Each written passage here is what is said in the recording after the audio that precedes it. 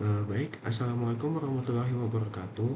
Perkenalkan, nama saya Taufan Saiful Mizan dengan NIM R1C124077. Saya dari jurusan Teknik Geologi Angkatan 2024. Pada kesempatan kali ini, saya akan mempresentasikan hasil tugas saya mengenai pembuatan PPT mengenai materi klasifikasi pada batuan sedimen.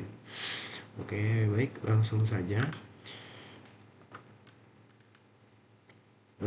Klasifikasi pada batuan sedimen. Klasifikasi batuan sedimen adalah suatu sistem yang digunakan untuk mengelompokkan dan memahami berbagai jenis batuan sedimen berdasarkan sifat fisik, kimia, dan proses pembentukannya. Batuan sedimen sendiri merupakan batuan yang terbentuk dari hasil pengendapan dan pemadatan material yang berasal dari pelapukan, erosi, transportasi, serta presipitasi kimia atau aktivitas organisme. Karena proses pembentukan batuan sedimen sangat beragam, maka diperlukan suatu cara untuk mengatur dan menyusun berbagai jenis batuan tersebut ke dalam kelompok-kelompok tertentu agar mudah dipelajari, diidentifikasi, dan dihubungkan dengan kondisi geologi masa lalu. Kita masuk pada klasifikasi batuan sedimen yang pertama, yaitu yang paling utama itu terdapat di klasifikasi yang bernama Wentworth di tahun 1922.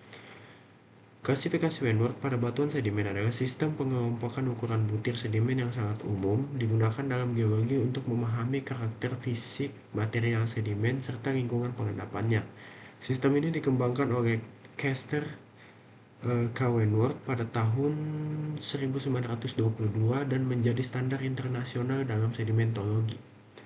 Dalam klasifikasi ini, ukuran butir sedimen dibagi secara kuantitatif berdasarkan diameter partikel, mulai dari butir yang sangat kasar hingga yang sangat halus. Pentingnya klasifikasi Wentworth terletak pada kemampuannya memberikan batasan yang jelas dan terukur sehingga memudahkan penamaan batuan sedimen sekaligus penafsiran proses-proses geologi yang terjadi. Dalam skema ini, ukuran terbesar adalah boulder atau bongkah yang diameternya jauh lebih besar dari 256 mm. Kemudian terdapat kobel atau kerakal yang berada di bawahnya dalam kisaran 64 sampai 256 mm. Selanjutnya, gravel atau krike yang berukuran 2 sampai 64 mm, lalu masuk ke ukuran pasir yang memiliki rentang cukup luas dari 1 per 16 mm hingga 2 mm. hingga 2 mm. Setelah pasir, ukuran lebih kecil lagi adalah lanau atau silt dengan diameter butir lebih halus antara 1 per 16 mm hingga sekitar 1 per 256 mm. Yang paling halus adalah lempung atau clay dengan ukuran di bawah 1 per 256 yang hanya dapat dilihat menggunakan mikroskop. Sistem ini sering juga dihubungkan dengan skala PHI yang diperkenalkan oleh Krumbein, di mana ukuran butir dinyatakan dalam logaritma basis 2 untuk menggunakan analisis statistik. Selanjutnya masuk di klasifikasi Dunham. Pada klasifikasi Dunham adalah sistem pengelompokan batu gamping atau limestone yang didasarkan pada tekstur dan terutama pada hubungan antar komponen penyusunnya, yaitu apakah batuan tersebut didominasi oleh lumpur karbonat atau mat atau micrite atau oleh butiran grain, serta apakah butiran tersebut saling menahan satu sama lain saat pengendapan.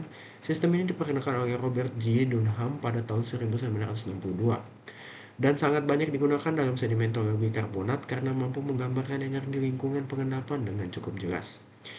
Dalam pendekatan Dunham, batuan karbonat dipisahkan berdasarkan apakah butir kerangka saling bersentuhan atau tidak, seberapa dominan lumpur karbon atau migrate sebagai matriks, serta apakah batuannya didominasi oleh permen yang disemen oleh sparit atau oleh mud. Jika butir kerangka berada dalam kontak satu sama lain dan membentuk kerangka yang kokoh, batuannya termasuk grain support, biasanya menghasilkan grindstone atau backstone tergantung ada tidaknya lumpur. Sebaiknya jika butiran tidak saling bersentuhan dan lebih banyak terbenam dalam matriks lumpur, batuannya termasuk mud support seperti wexstone atau mudstone. Untuk batuan yang terbentuk dari aktivitas organisme penyusun rangka keras seperti koral atau alga berkapur, Dunham mengenalkan istilah boatstone yang menunjukkan bahwa kerangka yang batuan tersebut terbentuk secara langsung di tempat oleh organisme yang mengikat sedimen tersebut. Selanjutnya, Masuk di klasifikasi Pettijohn. Klasifikasi Pettijohn adalah sistem pengelompokan batu pasir atau sandstone dan batuan sedimen karstik lainnya berdasarkan komposisi mineral penyusunnya, terutama persentase kuarsa, feldspar, dan fragmen batuan litik fragmen. Sistem ini dikembangkan oleh F.J. Pettijohn di tahun 1957 dan digunakan secara luas dalam sedimentologi karena memberikan gambaran yang sangat penting tentang asal-usul material, derajat pelapukan, hingga kondisi tektonik sumber batuan. Dalam klasifikasi ini, batuan karstik seperti pasir dan batu pasir dipetakan berdasarkan seberapa besar kandungan kuarsa yang umumnya sangat stabil dibandingkan dengan kandungan felspar yang lebih mudah lapuk, serta fragmen batuan yang menunjukkan karakter sumber asal. Batu pasir yang sangat kaya kuarsa biasanya mencerminkan proses transportasi panjang atau sumber yang telah mengalami pelapukan kuat. Sedangkan kandungan felspar yang tinggi menunjukkan bahwa sedimen berasal dari sumber dekat dan berada dalam lingkungan tektonik yang aktif seperti daerah busur magmatik atau uklit cepat. Fragmen batuan memberikan petunjuk mengenai jenis batuan asal, apakah berasal dari batuan beku, metamorf, atau sedimen lainnya. Lanjut di klasifikasi Grabau. Klasifikasi Grabau adalah pengelompokan batu gamping atau limestone yang diperkenalkan oleh Amadeus Grabau pada awal abad ke-20. Klasifikasi ini berfokus pada asal-usul atau genetik dan cara terbentuknya batuan karbonat, bukan pada tekstur seperti sistem Dunham. Oleh karena itu, pendekatan Grabau lebih menekankan pada proses pengendapan, peran organisme, dan sifat kimiawi lingkungan yang menghasilkan batu gamping. Sistem ini menjadi dasar awal dalam kajian karbonat sebelum munculnya klasifikasi yang lebih modern seperti Dunham dan Vogt. Dalam kerangka Grabau, batuan karbonat dibedakan berdasarkan seberapa besar peran komponen organik dalam pembentukannya.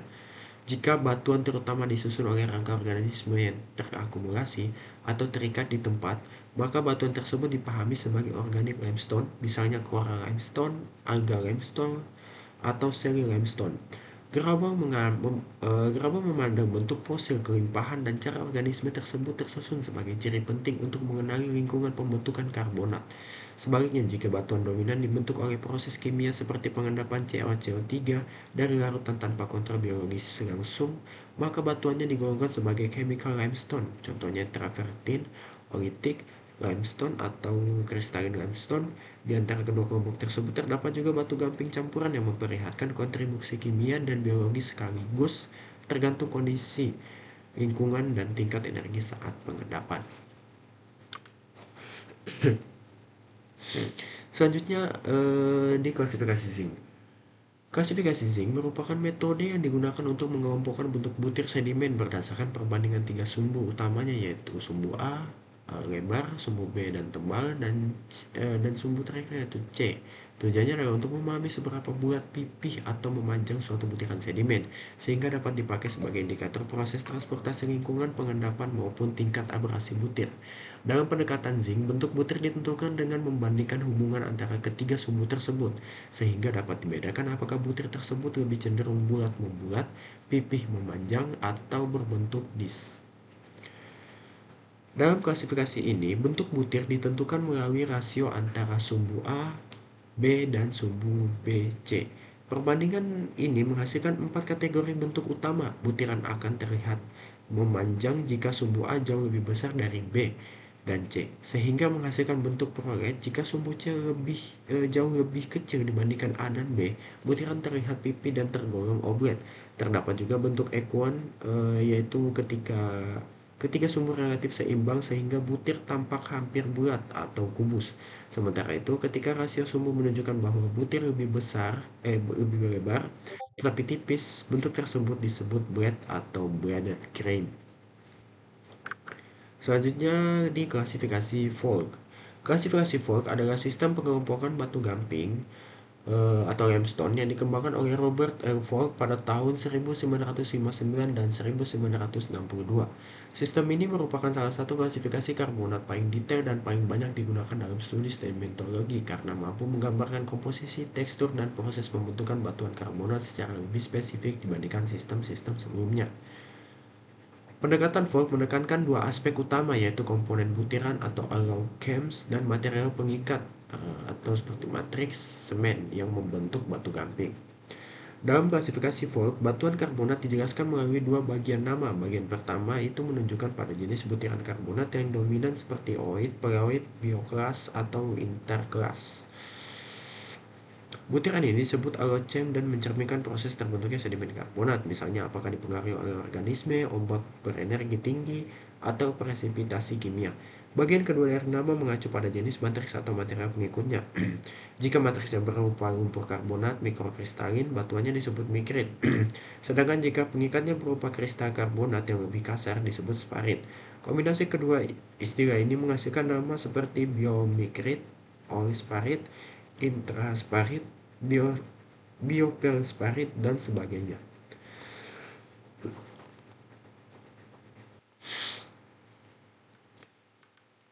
Klasifikasi selanjutnya yaitu terdapat klasifikasi Embry dan Crofan. Klasifikasi Embry dan Crofan di tahun 1971 merupakan salah satu sistem klasifikasi batuan karbonat yang dikembangkan untuk melengkapi dan memperbaiki pendekatan Dunham, terutama dalam hal membedakan kondisi lingkungan pengendapan melalui keberadaan butiran berukuran besar seperti Bondstone, Bevelstone, dan Framestone. Embry dan Crofan memusatkan perhatian pada peran organisme dalam pembentukan batuan karbonat, sehingga klasifikasi ini sangat berguna dalam interpretasi fasies karbonat dan rekonstruksi paleolingkungan.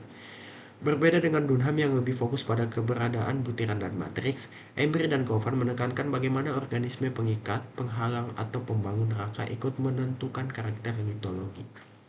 Sistem ini mempertahankan dasar pemikiran Dunham, yakni apakah batuan didukung oleh butiran atau grain support atau oleh lumpur karbonat seperti mud support, tetapi menambahkan terminologi baru jika butir kasar yang ukurannya lebih besar dari 2 mm saling bersentuhan dan menjadi kerangka utama batuan-batuannya disebut radstone. Namun jika butir kasar tersebut terbenam dalam lumpur karbonat dan tidak saling bersentuhan, maka batuannya disebut floatstone. Istilah ini sangat penting yang menggambarkan karbonat yang mengandung fragmen besar seperti fosil utuh, fragmen terumbu, atau kelas karbonat besar yang mempengaruhi struktur keseluruhan batuan. Sistem ini juga mempertahankan istilah Botstone tetapi memperjelas kategori ini dengan membagi Botstone berdasarkan bagaimana organisme mengikat sedimen saat pengendapan berlangsung, misalnya Framestone, Bendstone, atau Bevelstone. Tergantung pada cara organisme seperti koral, alga, atau spons berperan membangun struktur karbonat tersebut. Oke, mungkin cukup sekian hasil presentasi saya.